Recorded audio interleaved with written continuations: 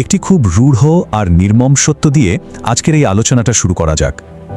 বছরের পর বছর হাড়ভাঙা খাটুনির পর আমরা যে টাকা জমাই তা যদি সঠিক জায়গায় না রাখা হয় তবে তা কিন্তু নীরবেই তার মূল্য হারাতে থাকে।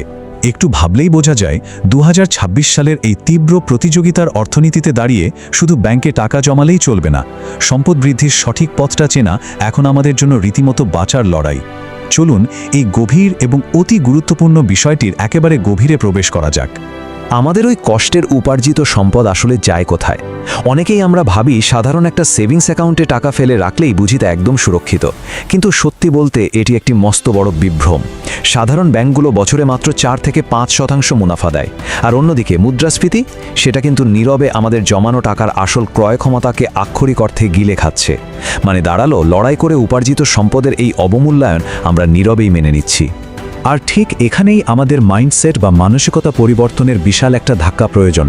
প্যাসিভ সেভিং বা নিষ্ক্রিয় সঞ্চয় বনাম সক্রিয় কৌশলগত বিনিয়োগ, এর মাঝেই লুকিয়ে আছে আসল খেলাটা। নিষ্ক্রিয় সঞ্চয় হলো এক ধরনের আর্থিক স্থবিরতা, কিন্তু আর্থিক স্বাধীনতার একমাত্র পথ হলো অত্যন্ত সুশৃঙ্খল এবং সক্রিয়ভাবে সম্পদ গড়ে তোলার একটা অ্যাগ্রেসিভ মানসিকতা।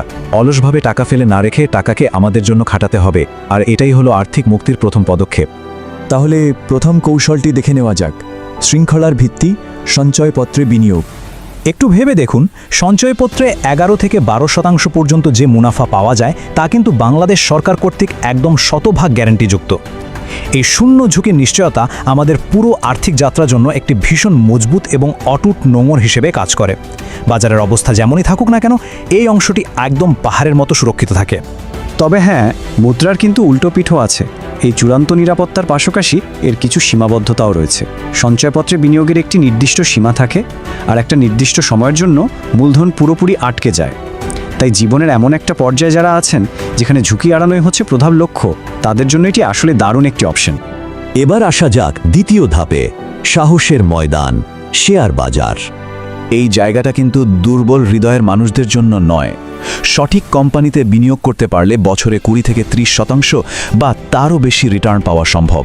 জাস্ট ভাবুন একবার, এটি কেবল একটি সংখ্যা নয়, এটি হলো গভীর পড়াশোনা, মার্কেট অ্যানালাইসিস এবং প্রচণ্ড সাহসিকতার চূড়ান্ত পুরস্কার। যারা ঝুঁকি নিতে ভয় পান না, এই বিশাল প্রবৃদ্ধি কেবল তাদের জন্যই অপেক্ষা করছে। কিন্তু এই শেয়ার বাজারের ময়দানে টিকে থাকতে হলে 3টি সুবর্ণ নিয়ম একেবারে অক্ষরে অক্ষরে মেনে চলা অপরিহার্য। প্রথমত, ভালো কোম্পানির ফান্ডামেন্টাল বুঝতে হবে। দ্বিতীয়ত, আবেগের বশে সব টাকা একসাথে না ঢেলে ধাপে ধাপে বিনিয়োগ করতে হবে। আর তৃতীয়ত, অন্তত 3 থেকে 5 বছরের দীর্ঘমেয়াদী মানসিকতা রাখতে হবে। আবেগকে সরিয়ে রেখে এই আপসীর নিয়মগুলো মানতে পারলেই কেবল মার্কেট জয় করা সম্ভব। আমাদের তৃতীয় খাতটি হলো ধৈর্যের রূপকল্প, রিয়েল এস্টেট বিনিয়োগ। এবার একটু আমাদের চারপাশের দিকে তাকানো যাক। ঢাকা বা চট্টগ্রামের মতো বড় শহরগুলোর আশেপাশে জমির দাম প্রতি বছর গড়ে 15 থেকে 20% হারে হু করে বাড়ছে। মূলধনের এই বিশাল প্রবৃদ্ধির পাশাপাশি এখানে মাসিক ভাড়ার মাধ্যমে নিয়মিত আয়েরও একটা দুর্দান্ত এবং স্থায়ী সুযোগ তৈরি হয়। এটা একটা জেনারেশনাল ওয়েলথ বা বংশগত সম্পদ। তবে এত বড় অর্জনের পথে বাধাও কিন্তু কম নয়। বিশাল এই সম্পদ তৈরির জন্য প্রয়োজন হয় অনেক বড় আকারের পুঁজি। তাছাড়া হঠাৎ কোনো বিপদে জমি বা ফ্ল্যাট রাতারাতি বিক্রি করে ক্যাশ টাকা তুলে নেওয়া বেশ কঠিন একটা কাজ। তাই যাদের হাতে পর্যাপ্ত মূলধন রয়েছে এবং বছরের পর বছর অপেক্ষা করার মতো অসীম ধৈর্য আছে, রিয়েল এস্টেট খাতটি মূলত তাদের জন্যই সবচেয়ে সেরা। আমাদের 4 নম্বর উপায় হলো আধুনিক সম্পদ নির্মাতা, মিউচুয়াল ফান্ড এবং ডিজিটাল বিনিয়োগ। ধরা যাক শেয়ার বাজার নিয়ে অ্যানালাইসিস করার মতো সময় বা এক্সপার্টিজ আমাদের নেই, তাহলে উপায় এখানেই আসে মিউচুয়াল ফান্ড। আইসিবি, এআইবিএল বা বিভিন্ন অ্যাসেট ম্যানেজমেন্ট কোম্পানির ফান্ডে বিশেষজ্ঞরা আমাদের হয়ে অত্যন্ত সতর্কতার সাথে তহবিল পরিচালনা করেন, আর এখান থেকে বছরে গড়ে 10 থেকে 18% পর্যন্ত আকর্ষণীয় রিটার্ন পাওয়া সম্ভব। এই ফান্ডের আসল জাদুটাই হলো সাধারণ মানুষের ক্ষমতায়ন। গতানুগতিক কম মুনাফার বৃত্ত থেকে বেরিয়ে আসার তীব্র আকাঙ্ক্ষা যাদের আছে, এই মিউচুয়াল ফান্ডগুলো তাদের হাতে বিশেষজ্ঞ ব্যবস্থাপনার বিশাল শক্তিটা তুলে দেয়। কোনো ধরনের প্রাত্যহিক মানসিক চাপ ছাড়াই বাজারের প্রবৃদ্ধির অংশীদার হওয়ার এটা একটা মাস্টারপিস উপায়। আর এবার সবচেয়ে গুরুত্বপূর্ণ point, master strategy, portfolio diversification. সত্যিকারের একটা অভেদ্য আর্থিক দুর্গ ঠিক এমনই হয়। এখানে সম্পদকে সুনির্দিষ্ট ভাগে ভাগ করা হয়।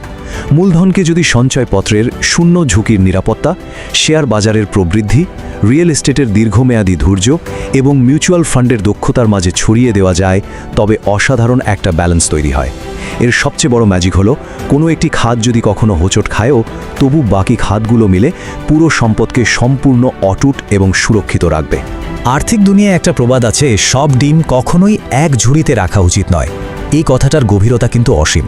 অর্থনৈতিকে ভয়ঙ্কর পরিবর্তনশীল দুনিয়ায় কেবল টিকে থাকা নয়, বরং আধিপত্য বিস্তার করতে হলে মূলধনের এই ক্যালকুলেটেড বণ্টন একদম অপরিহার্য। এটি ছাড়া আর্থিক সুরক্ষা কেবলই একটা মরীচিকা। আর্থিক স্বাধীনতার পথ কিন্তু কোনো জাদুর কাঠির ছোঁয়ায় আসে না, এটি শুরু হয় আজকের ঠিক এই মুহূর্তের একটিমাত্র সুশৃঙ্খল সিদ্ধান্তের মাধ্যমে। পদক্ষেপটি প্রথম দিকে যত ছোটই হোক না কেন, কালকের জন্য ফেলে না রেখে এখনই কাজ শুরু করাই হলো নিজের ভবিষ্যৎকে নিজের মুঠোয় নেওয়ার একমাত্র উপায়। আজকের এই এক্সপ্লেনার থেকে পাওয়া জ্ঞান তখনই সার্থক হবে যখন তা আমরা বাস্তবে প্রয়োগ করব। মুদ্রাস্ফীতির কাছে হার মেনে নিজের ভবিষ্যৎকে বিপন্ন হতে দেওয়া হবে, নাকি আজই সম্পদ গড়ার এক দুর্ভেদ্য দেয়াল তৈরি করা হবে? সিদ্ধান্ত এখন কেবলই সময়ের দাবি। আর্থিক মুক্তির এই রোমাঞ্চকর যাত্রায় সাথে থাকতে তাজপুর 9 চ্যানেলটি সাবস্ক্রাইব করুন এবং এই এক্সপ্লেনারটিতে লাইক দিন। আগামী দিনের জন্য কোন বিনিয়োগ কৌশলটি বেছে নেওয়া হচ্ছে তা নিচে কমেন্ট করে জানিয়ে দিন। মনে রাখবেন, আজ নেওয়া সঠিক সিদ্ধান্তই সুরক্ষিত ভবিষ্যতের একমাত্র চাবিকাঠি।